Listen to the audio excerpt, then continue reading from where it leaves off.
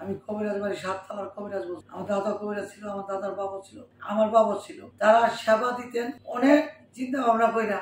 এখন দেখা গেছে আমারও বয়স 65 ওভার চলছে। জানি না কোন দিন কোন দোকানে আমার কাপড়ের কাপড় হয়েছে, কোন দিন জানি পালকিটা হিসাব করে। হারাম যার যার চিন্তা করেন আমি হারামকে আবার কিভাবে করবো। আমি জ্ঞান দিলে হারামের কথা বলতে হবে না, কিন্তু আমার কোনো জ্ঞান নাই। অনেক হুজুরা বলে, বড় বড় আলেমরা বলে, হুজুর পাক সাল্লাল্লাহু আলাইহি ওয়াসাল্লাম 40 বছর বয়সে নবুয়ত পাইছে, কিন্তু এর আগে কোন নবীকে মানতেন, কোন নবীর অনুসারী ছিলেন। কিন্তু আপনারা আমি নগ্র মানুষ একটা কথা বলি, কোন নবীর অনুসারী ছিলেন, কিন্তু এইটা একটু বুঝতে গেলে যদি বুঝতে চান, আমাদের নবী সরাসরি আল্লাহ অনুসারী ছিলেন, যা হতে আল্লাহ নিজের বন্ধু।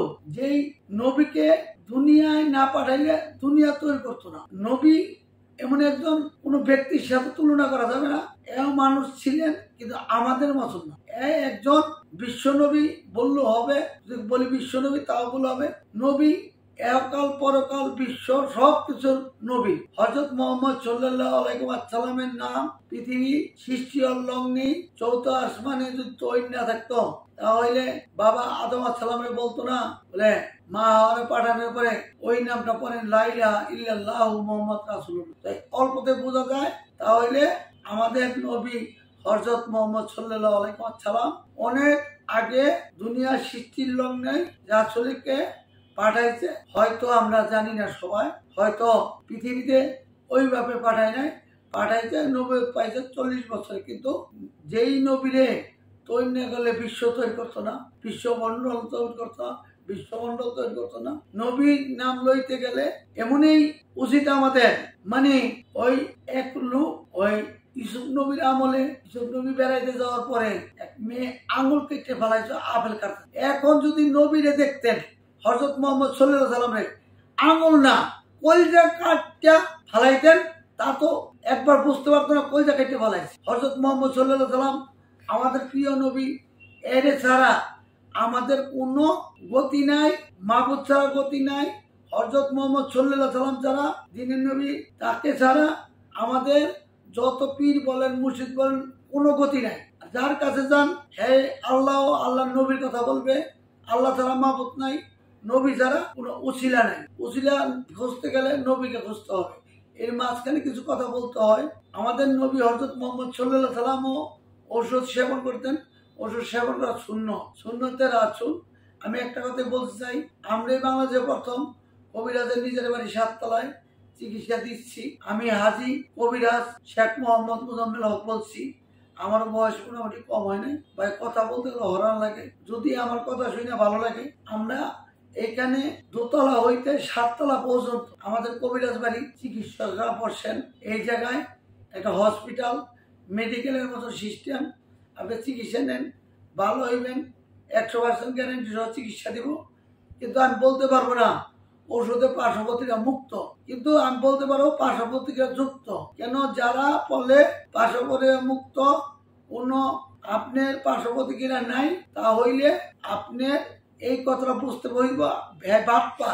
দুধ তো দেখা গেছে 5 হইতে 6 বছর পরে মার বুকে দুধ খাওয়াই নিষেধ। তো এই দেখা গেছে আমরা অনেকে বলি দুধ খাইলে অনেক শক্তি। আপনি দুধ খাইলে কতগুলো রোগের তৈরি হয় তা তো জানেন না। গ্যাস্ট্রিক হইতে পারে, লিভার যকৃতির সমস্যা হইতে পারে। যাদের গ্যাস্ট্রিক আছে দুধ আর আম খান, সারা রাত দেখতে বাঁচবেন না। দুধ খান, টক খান, মিষ্টি খান। যাদের আলসার আছে তারা সারা রাত একমাত্র দেখতে পারবেন, বমি করবেন, অস্থির হয়ে যাবেন, মাথা ঘুরাইব। তাহলে আমাদের দুধই যদি এত ক্ষতি করে, তাহলে আমাদের গাছগাছলা যদি ঠিকভাবে পরিবেশন কইরা, শোধন কইরা, পরিমাণ মতন না দিতে পারলে কিভাবে আমরা বলতে পারি পার্শ্ব প্রতিক্রিয়া নাই? মরিচ খেলে যদি ঝাল লাগে, মরিচ খেলে যদি পরের দিন টয়লেটে গেলে অত্যাধিক মরিচ খেয়ে দেন, টয়লেটে পরের দিন গেলে পাছার মধ্যে চল্লা বাইর হয়, তাহলে মরিচে যদি পার্শ্ব প্রতিক্রিয়া হয়, ভাই 2টা কথা বললাম। আর একটা ওষুধ বানাইতে 60-70টা আইটেম লাগে। 1 কেজি জাফরানের দাম বর্তমান 3 লক্ষ টাকা। 1 কেজি আপনার দক্ষিণ কোরিয়ান লাল জিনজিনের দাম 76,000 টাকা কেজি। আপনার দেখা গেছে অশ্বগন্ধা 2500 টাকা কেজি, আলকুচি 1200 টাকা কেজি। সব কিছুর দাম বাড়তি। আর কবিরাজ বাড়ি আইসে অনেকে বলে কিসের টাকা লাগে, টোকাই না গাছ থেকে ওষুধ হয়। সব গাছ আমাদের এলজির মাধ্যমে আসে। আপনি চক বাজার যান, মৌলভী বাজার যান, কিনা দেখেন কি কি আইটেম দিয়ে ওষুধ বানাইতে হয়। যেমন অশ্বগন্ধা, জাফরান, মেসকু, আম্বর, জ্যোতি, জায়ফল, অনেক জাতি ফল, এলাচ, দারচিনি, লং, পেস্তা বাদাম, পোস্তা বাদাম, এরপরে দিতে হয় কাজু বাদাম, দিতে হয় আপনার খেজুর যাকে বলে খুরমা, বাস্তয় ঘি দিয়া।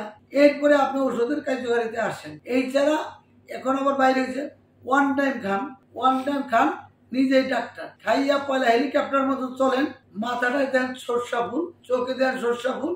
ওয়ান টাইম খাওয়ার পরে কয়েকদিন পরে দেখুন কিডনিটা ফেল হয়ে গেছে। পরে ঘরে বইয়া প্রস্রাব করবেন 1 কেজি, পানি খাইতে 1.5 কেজি। দেখা গেছে আপনি যদি ইচ্ছাও করেন বলে 2 কেজি পানি আমার খাওয়ার ইচ্ছা, খাইতে পারবেন না। পানি যদি আপনি প্রস্রাব 1/2 কেজি, পানি খাইতে পারবেন 1 কেজি। আপনি দানা জাতীয় জিনিস খেতে পারবেন। আপনি যে কোনো অনেক জিনিসের ইচ্ছা খাইতে পারবেন। তল পেটে চাপ দা প্রস্রাব করতে, বইয়া প্রস্রাব করা নবীর সুন্নত এই কারণে করে গেছে। আমরা এখন দেখা গেছে ফুল পেনের যুগ, আমরা দাঁড়ায় প্রস্রাব করি। তারপরে তল পেটে চাপ না পড়লে প্রস্রাব কইরা ওঠার পর 2-4 কোটা প্রস্তাব আসে। আমি হাতে ধরে পায়ে ধরে বলি নবীর সুন্নত মতো চলাফেরা করেন, সুন্নত আদায় করেন। আপনারে আল্লাহ অবশ্যই মৃত্যুর পরে এই সুন্নতটার প্রতিদান দিবে ইনশাআল্লাহ। ভালো থাকেন, সুস্থ থাকেন। ভালো লাগলে আমাদের কবিরাজ বাড়ির স্ক্রিনে নাম্বার দেওয়া আছে, প্রয়োজনে কথা বলেন। আমরা বাংলাদেশে প্রথম কিস্তি চিকিৎসা দিই। যে কোনো সমস্যার জন্য আসেন, ইনশাআল্লাহ সমাধান পাইবেন। 100% গ্যারান্টি, বিফলের মূল্য ফেরত। আসসালামু আলাইকুম।